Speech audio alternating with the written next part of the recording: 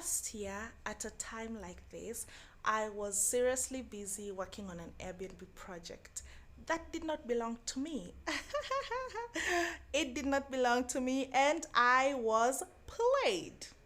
To cut the long story short, as somebody who I knew had a house and did not know what to do with that house, and I told them about Airbnb, how it works, and how they can make this house make money for them through BNB. So once this project was up and running, this person threw me under the bus. Of course, I felt bad, I felt heartbroken, but at the end of the day, I remembered this property was not mine to begin with, and number two, I generously shared my idea. I was not forced to. So these are some very essential lessons I learned at this point.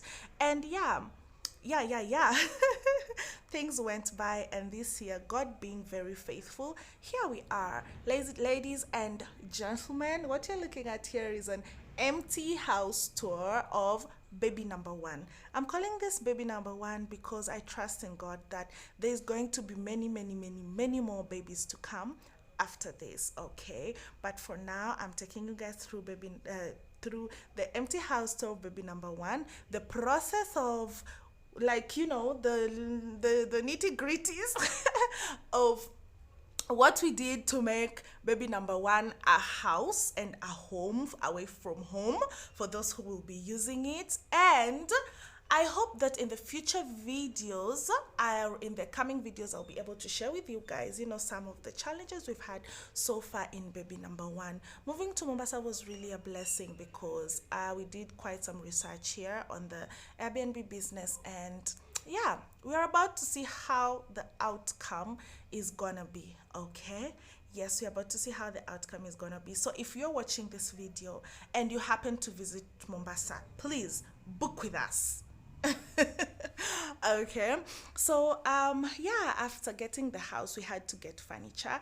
Actually, I feel like getting furniture nowadays is not really much of a big deal. Like, it's not much of a hassle.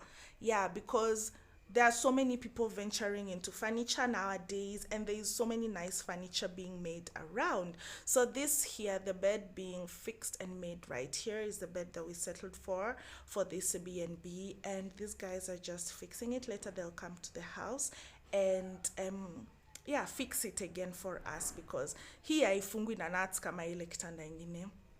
Yeah, so right here is them trying to fix it for us.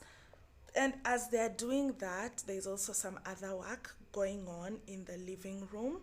Yes, and yeah, it's a one bedroom house. So we don't have many rooms here. It's just the living room, kitchen, and we have two washrooms, okay? This guy right here was kind enough to come to the house and finish fixing this bed for us. I'm repeating again, guys, if you're coming to Mombasa and you don't have a place to stay, feel free to book with us. I'm going to leave our BNB link below, and if you also want to book with us directly, please let me know in the comment section so that we can see how you can do your booking.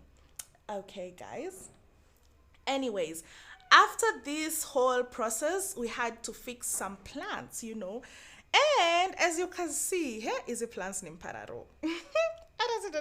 You guys, what are your pararo kwa hizo plants kweli?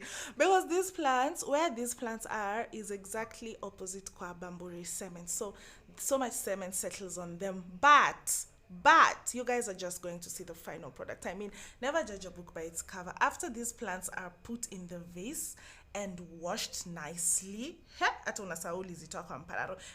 I've also decided to make friends with this guy because with the current GMO situation in the country, we need to be planting. Myself, I'm a plant mom, and recently I also started planting veggies for house use. So yes, plants are life, people. Plants are life. Kama hauna plant kwa nyumba yako, do something about it.